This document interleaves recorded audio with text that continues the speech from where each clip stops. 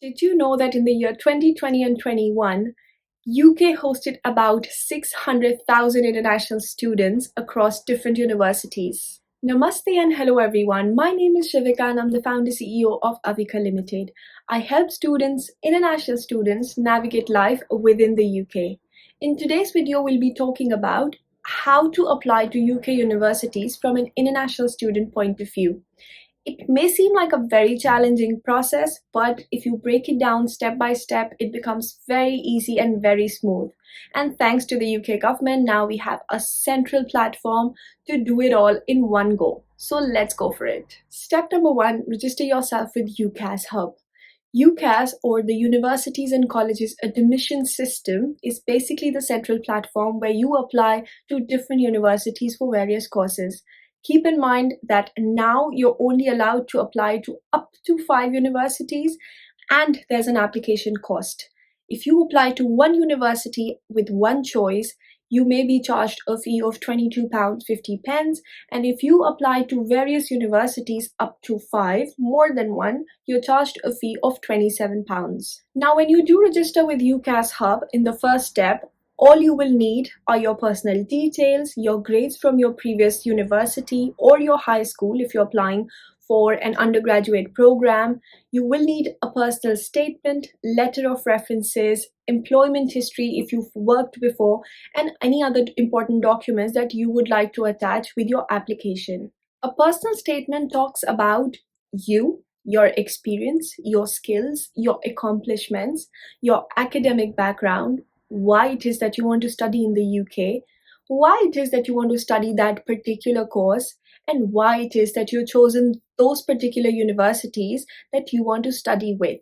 It's important, very important in fact, when you're writing your personal statement to have these answers clearly written down for you. So it's an easier process when you're drafting your first draft of the personal statement.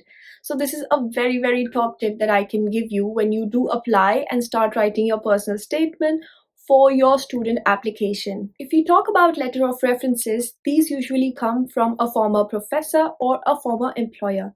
If you've had any kind of work experience, then you can request your former employer, the manager, the HOD to write you a letter of reference for the university that you're applying for, stating your work ethics, your skills, and how you performed in the job role. If you take a letter of reference from your professor, then your professor will be writing down for you how and what kind of a student you've been, your contribution in the class, and various other things that can help you get one bit closer to your admission. It is important to note that every university will have a specific criteria for each particular course.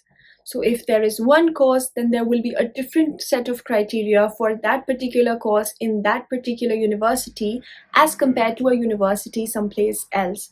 So keep in mind that the criteria are very different and there is no one set rule or goal for all universities. It all actually also depends on your past qualifications, your skills, your interest, your previous background, and if at all you have an interview with the university, then how well do you perform at that interview and how well do you win your interviewer over when it is time to justify your place in that university. Something so important and so easily ignored has to be deadlines. I know the process of applying for any university can be very, very daunting and very, very exhausting. In fact, to start with, it's very difficult to begin an application, but deadlines are so important. So keep in mind that the UCAS deadline for this year, that is 2022, is 30th June. So if you're somebody who's applying for universities, then 30th June is the last date that you can be applying for universities in the UK. Okay, then you've applied to various universities through UCAS and you are through and through with the first step. Before the deadline, you've paid the application fee, application has gone, and now you're waiting for results or a response from university. UCAS Track is where you can track your application. You will find out there whether you've received an offer letter from a university, whether an offer has been rejected from a university, or whether you've been called for an interview. Sometimes, instead of simply giving you an offer letter, universities can take another step in order to find out more about yourself as an applicant. This is where the interview process comes in. You will receive an interview email from the university wherein they will invite you over at a certain time with a certain agenda of the interview, and you have to be well prepared because that's your biggest shot at that university. Now, like I mentioned before, that during your tracking of the application, there are three things that can happen.